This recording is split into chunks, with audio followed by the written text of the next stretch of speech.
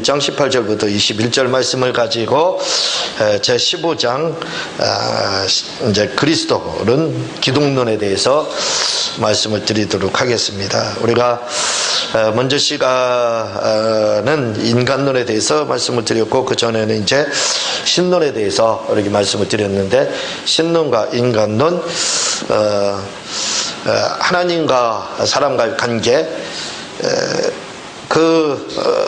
하나님과 사람과의 관계에서 죄로 인해서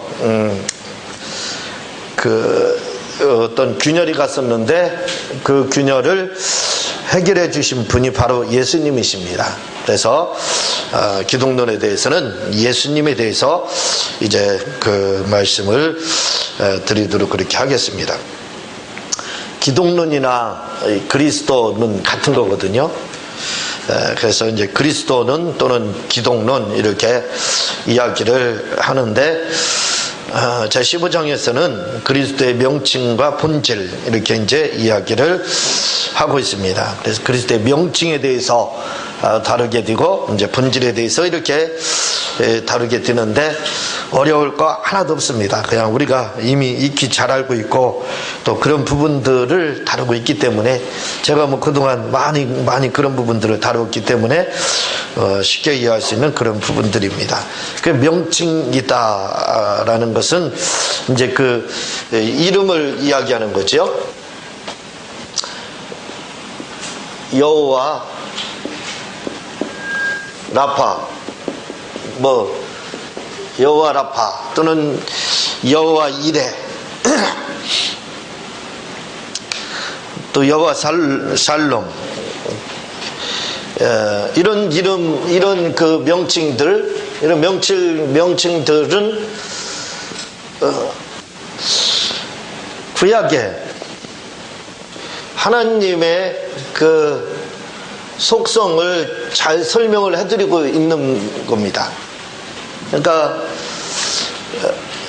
뿐만 아니라 구약에 나타난 이 라파라는 치유, 샬롬이라는 평화, 이레라는 준비, 이런 모든 것들은 무엇을 이야기를 하냐면 예수님의 그 사역과 그 성품을 다 설명하는 겁니다.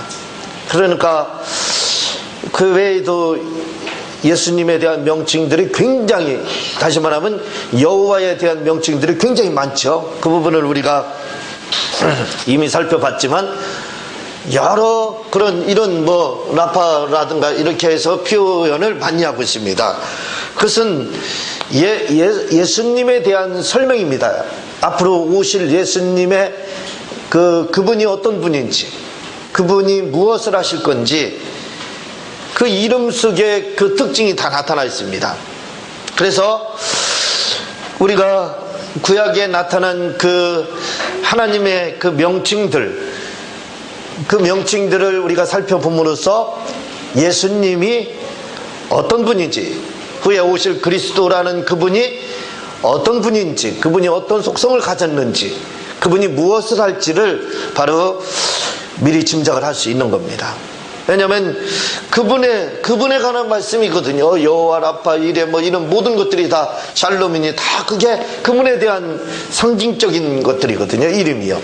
그분의 그 사역들을 설명해 주는 게 바로 그런 명칭들입니다.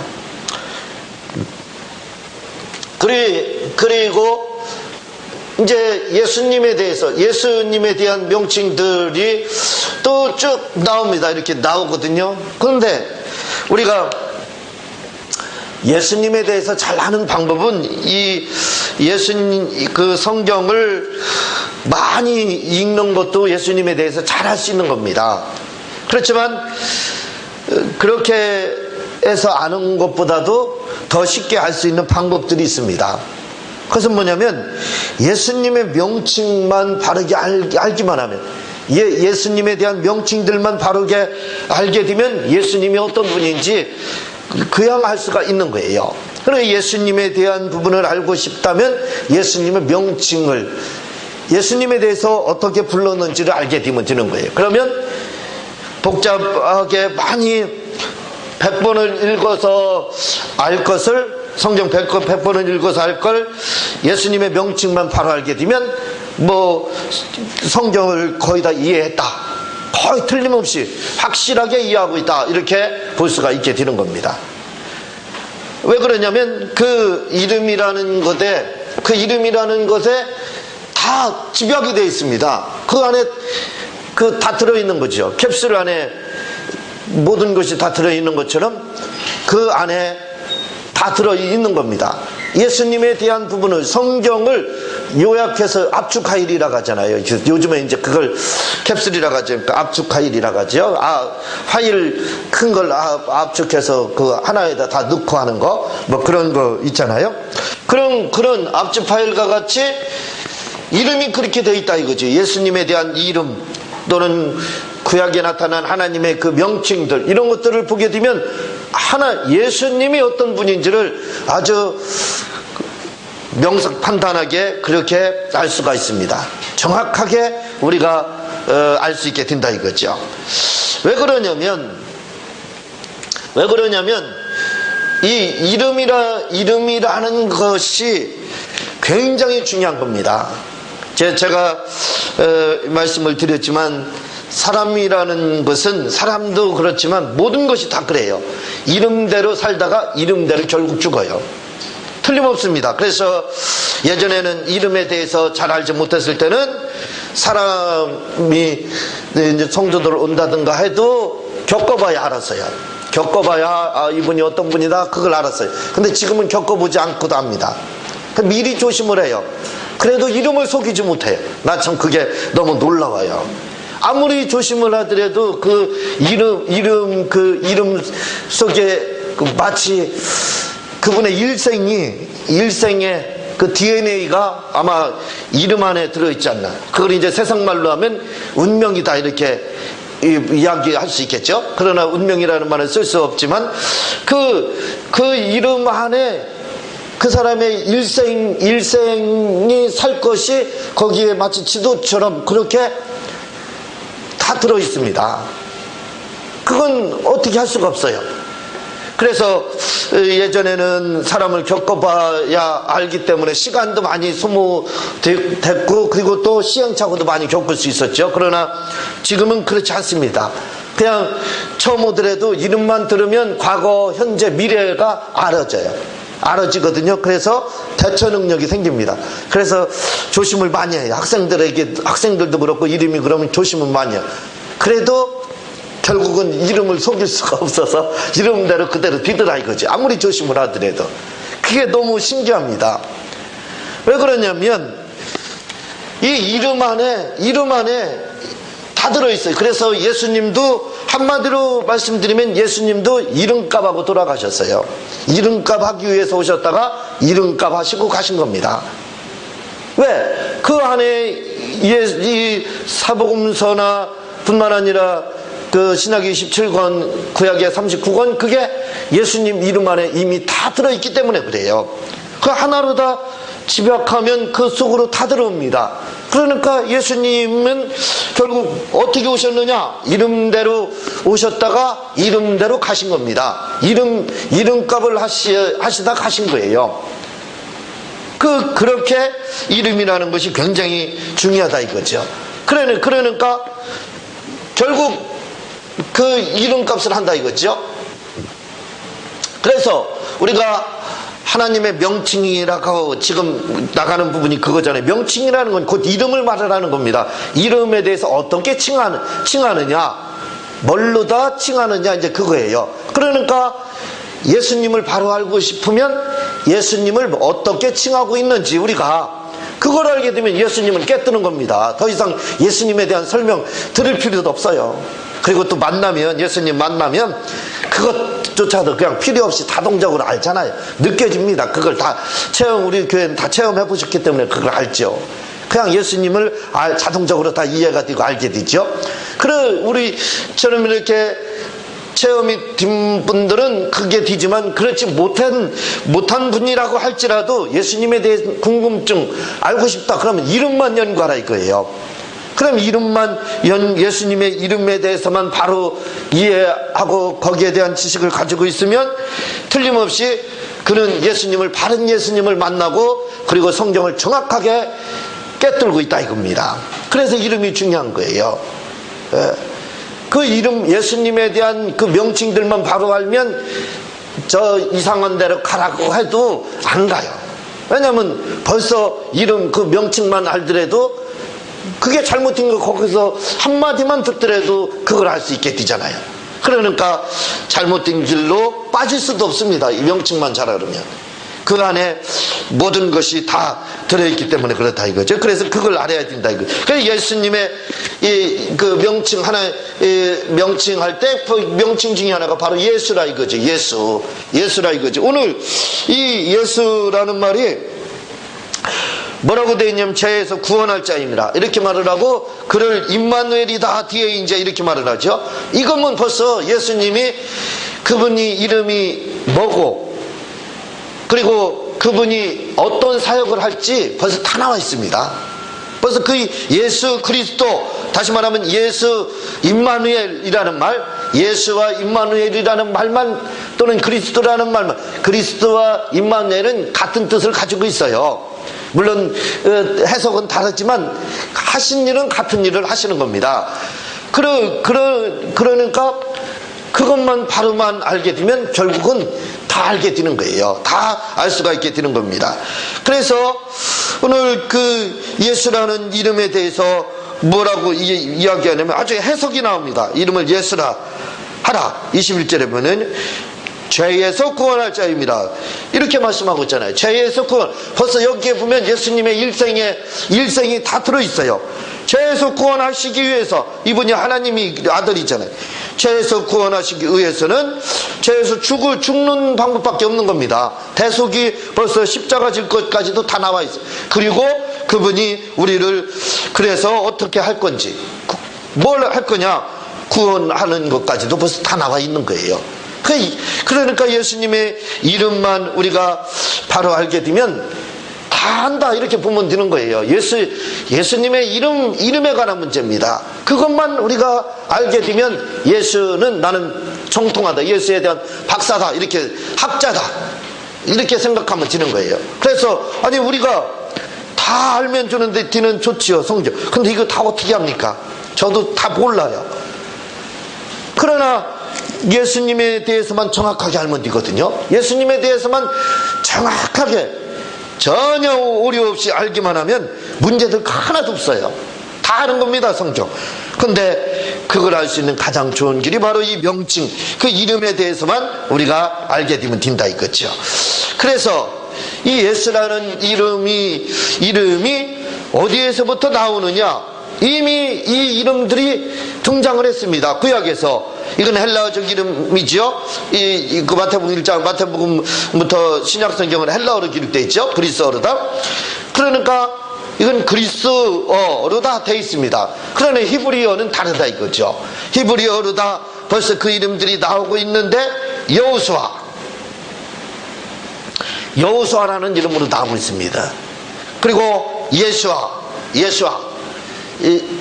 그 회복이라는 다큐멘터리 이 영화를 보니까 그 예수아 이스라엘에서 전도는 예수아를 알리는 거예요. 다시 말하면 예수님의 이름을 거기서는 예수아라고 불러요. 그 뜻이 구원이거든요. 구원. 그러니까 여호수아라는 말과 예수아, 그 말이 같은 말입니다. 같은 말이에요. 뜻이 구원이라는 뜻을 가지고 있어요. 예수라는. 그래서 그 이름을 해석하면 그냥 신약, 다시 말하면 헬라어로 예수아나 여호수아를 해석을 하면 그대로 뭐가 되냐면 예수가 되는 겁니다. 예수가. 어려울 거 하나, 그냥 예수가 자동적으로 나오게 돼요.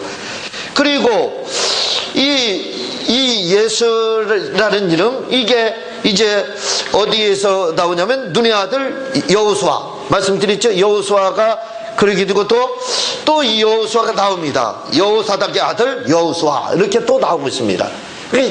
그건 뭐냐면 다 예수라는 그 명칭을 말을 하고 예수님을 말을 하고 있습니다. 그러니까 예수님의 이름이 벌써 구약부터 이렇게 나타나고 있다 이거죠. 그 이름을 헬라어적 번역으로 하게 되면 바로 예수 이렇게 되는 겁니다. 우리가 지금 부르는 이름 그 예수 그대로 되는 거예요. 또 우리가 혼동을 느끼는 것이 뭐냐면 그 옛날에는 예수님의 이름을 제자들은 어떻게 불렀을까? 지금 내가 부르는 그 예수라는 이름을 바르게 불러야 구원을 받는데 내가 지금 바르게 부르고 있는지 그거에 대한 우리가 궁금증도 가지고 있을 줄 안다 이거죠. 그렇지요? 내가 지금 우리가 예수라고 부르는 이름과 그때 당시 예수 성경에서 말하는 그 예수라는 이름이 다르지는 않을까? 그런 의구심도 혹시 가지고 있을 수 있다 이거죠. 그런데 세계에서 가장 정확하게 이 예수님의 이름을 번역한 나라가 바로 우리나라입니다. 우리나라 성경이 예수라는 이름을 그대로 번역을 했어요. 그냥 헬라어도 그냥 예수입니다. 예수. 그냥 예수 그러니까 가장 정확하게 우리가 당시에 제자들이 예수님의 이름을 불렀던 것처럼 지금 부르고 있는 거예요. 그러니까 나는 좀 색다르게 그때 제자들처럼 불러야 되겠다. 혹시 내가 예수님의 이름 잘못 불러서 구원 못 받을까 봐 지금 우리나라에서 부르는 것처럼 불러서 구원 못 받으면 어떡하나. 그런 염려하지 말라 이거죠. 오히려 우리가 가장 정확하게 지금 예수를 부르고 있습니다. 그러니까 예수님의 이 제자들이 불렀던 예수님 그대로를 부르고 있는 거예요. 그러니까 가장 정확하게 지금 우리가 부르고 있다는 것을 기억해야 돼. 문제는 뭐냐? 많이만 부르라 이겁니다. 어쨌든 많이만 부르라 이거죠. 그래서 이번에 지방에서 중고등부 수련회 할 때 어느 목사님이 예수만 몇 번, 주님만 막 몇 번만 부르면 굉장히 좋다 해서 사람들이 굉장히 은혜를 받았대요. 근데 제 책 다 병이 없는 약이 없는 병은 없다 벌써 그걸 저는 말을 하고 있잖아요. 그리고 또 옛날 중세 때 어떤 사람이 영안이 활짝 열렸는데 다른 거 한 게 없어요. 그냥 예수만 불렀다는 거예요. 예수야만 불렀는데 그걸 몇만 번씩 막 부르다 보니까 자동적으로 영안이 확 열렸다는 그런 것도 있습니다. 그러니까 우리가 예수라는 그 자체가 뭐냐면 구원이라는 뜻이에요. 구원. 그 예수를 부르는 자체가 나를 좀 도와달라 이 말입니다. 구원해달라는 그런 뜻으로 되어 있는 거예요. 그러니까 얼마나 좋아요. 예수님의 이름을 그 이름 부르면 하나님으로부터 칭찬받고요. 그 이름 부르면 구원도 받고 일석삼조가 뭐예요? 우리가 얻을 수 있는 거 다 얻는 거죠. 그렇게 할 수 있다 이거죠. 그게 바로 예수라는 이름이다. 또 그리스도라는 것만 또 알면 된다 이거죠. 이것은 직분적인 거다 이거죠. 그래서 직분적인 거를 기름 부음 받은 자. 이건 후에 다음에 이제 설명이 또 후에 되게 됩니다. 기름 부음 받은 자라 이거죠. 이 기름 부음 받은 자라감으로 말미암아 그가 오셔서 무슨 일을 감당할지가 벌써 여기에 다 나오고 있습니다. 그리스도라는 말 속에 이분이 어떤 사역을 하시고 실제적인 사역이죠. 이제 구원이라는 이름을 가지고 어떻게 구원하는지 그거에 대해서 그 방법이 그대로 소개되는 게 뭐냐면 그리스도입니다. 그러니까 이 명칭들만 바로만 알게 되면 예수님에 대해서 우리는 정통한 자, 능통한 자가 될 수 있다는 것을 우리가 알아야 됩니다. 또 예수님을 가리켜서 인자라고 그러거든요. 말하되 보라 하늘이 열리고 인자가 하나님의 우편에 서신 것을 보느라. 사도행전 7장에 나옵니다. 이게 다니엘서도 나오고 또 에스겔서에도 나옵니다. 인자 이렇게 나오거든요. 이거 이제 안드로푸로스 헤오스라고 해서 사람의 아들 이렇게 되어 있습니다. 사람의 아들이라는 뜻이에요. 근데 이렇게 사람의 아들 하니까 나도 사람의 아들인데 다른 게 뭐가 있어? 예수님. 그렇게 이야기를 하거든요. 그렇게 생각할 수 있습니다. 이건 그냥 겉으로 드러났을 뿐이에요. 인자라는 말이 그냥 겉으로 드러난 겁니다. 그러나 이 속에 알맹이가 있다 이거죠. 그걸 알아야 됩니다. 인자라는 말 자체는 굉장히 중요한 뜻을 가지고 있어요. 하나님의 아들이 육체를 입고 공생애를 가졌다는 뜻이에요. 하나님의 아들이, 하나님이 말씀이 되신 그 하나님이 이 땅에 육체를 입고 오셔서 공생애를 가지신 그분을 가리켜서 바로 인자라고 하는 겁니다. 그러니까 우리가 말하는 사람이 나도 사람의 아들인데 뭐 예수도 사람의 아들이 나하고 동등하네. 그런 우리하고는 다릅니다. 그래서 우리한테는 인자라는 말을 쓰지 않네요. 인자라고 할 때는 바로 예수 그리스도를 지칭하는 겁니다. 왜냐하면 거기에는 하나님의 아들이 육체를 입고 이 땅에 말씀 드시는 분이 오셔서 공생애를 사신 거, 그게 바로 들어있는 말이 바로 인자라는 말이 있죠. 그래서 우리가 이 하나님의 예수님에 대한 명칭들을 아는 것이 굉장히 중요합니다. 또 그분을 가리켜서 하나님의 아들이다 이렇게 이야기하거든요.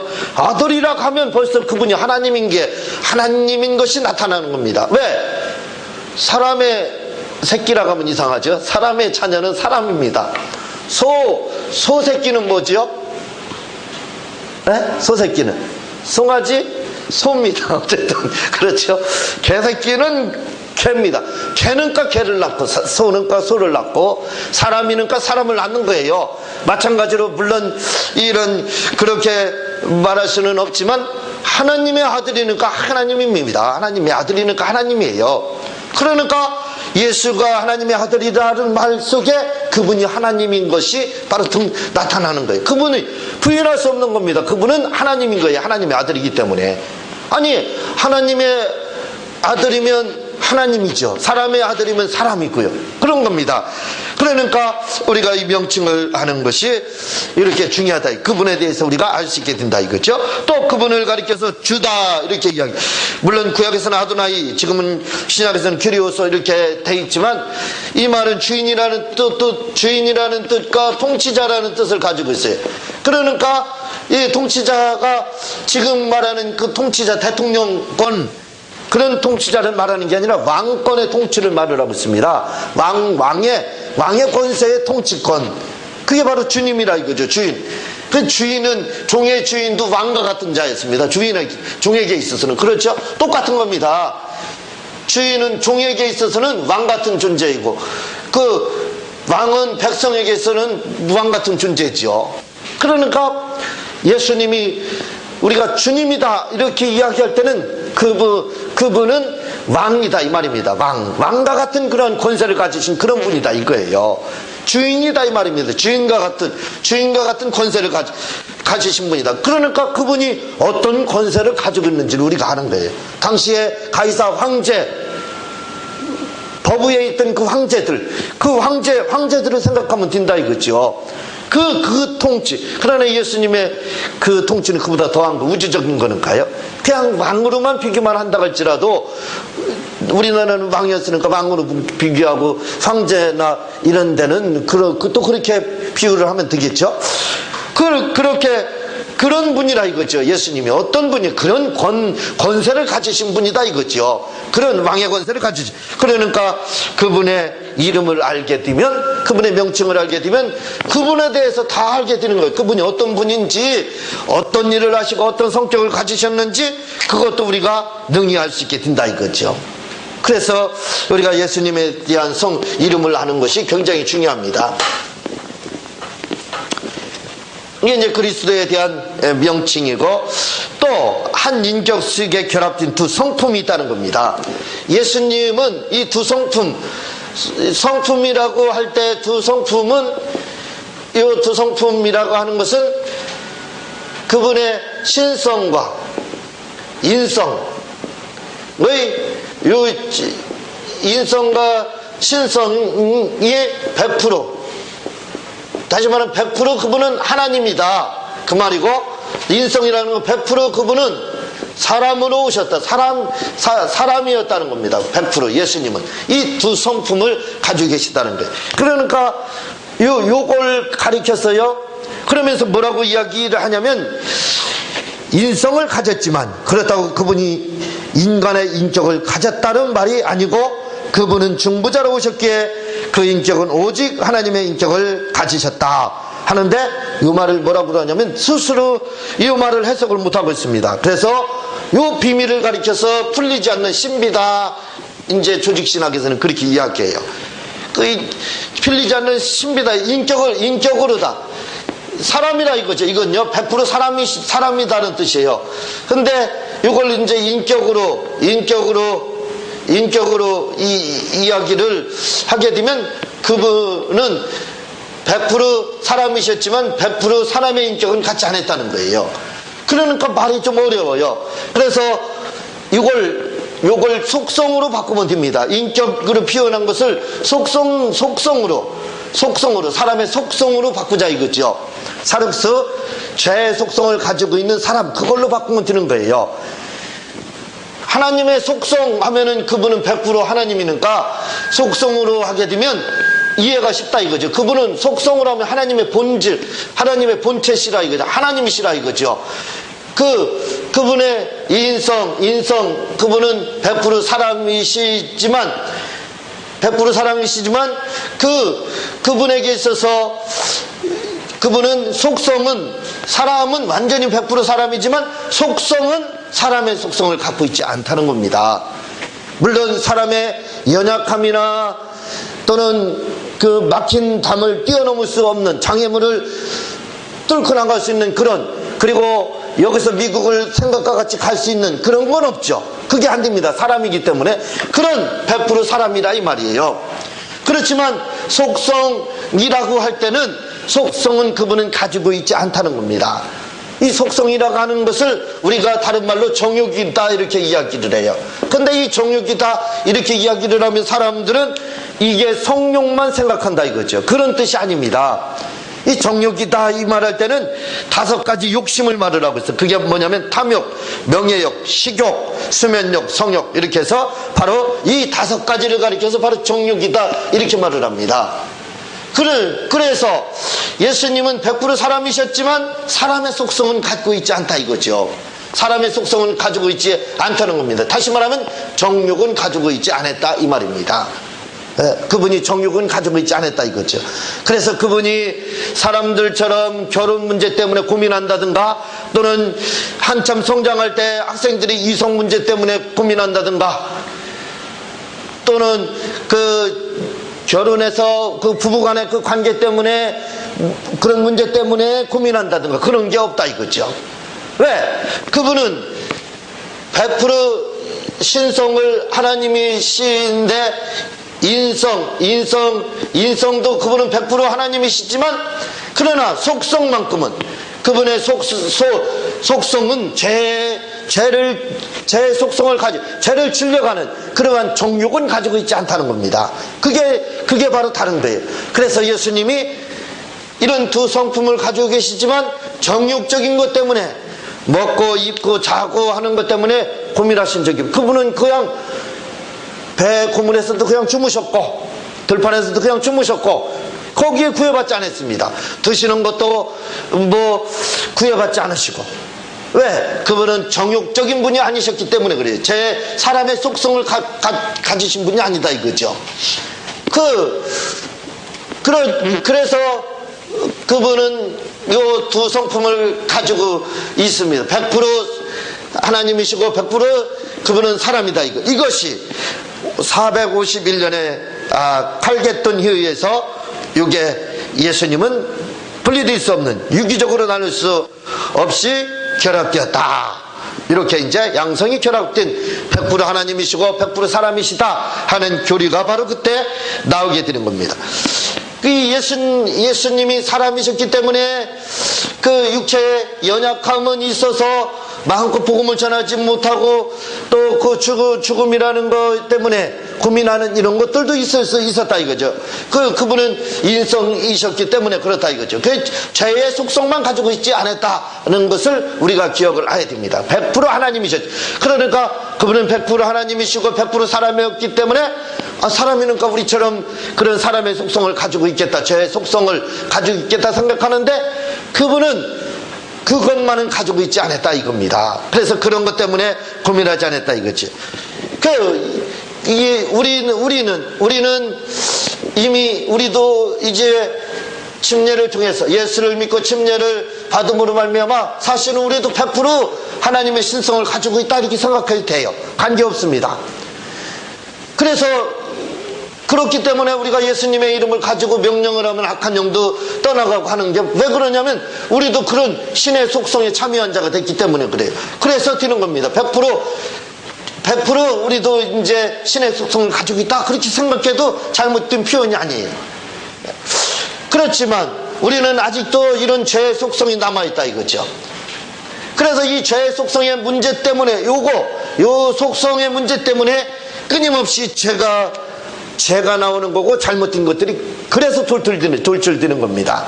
요것 때문에요. 그래서 이 문제 이 정욕이라는 이 죄의 속성을 가지고 있는 이 문제는 우리가 어떻게 해결을 해야 되느냐 할 때는 절제밖에 없다. 이건 누가 대신 해줄 수가 없는 겁니다. 본인이 경건 생활을 하는 그거 외에는 대체 그게 없어요. 어떻게 합니까? 하나님의 성령을 힘입어서 본인이 그 문제를 해결할 수밖에 없다 이거죠. 우리는. 그래서 제 속성을 가지고 있는 이 정욕적인 것을 절제를 함으로써 우리가 바로 여기서 경건 생활이 되고 복들을 바로 이제 하늘나라에서 평가가 여기에 달려져 있다 이 말입니다. 이걸로 달려져 있다. 그래서 우리가 필요한 것은 지금은 절제다.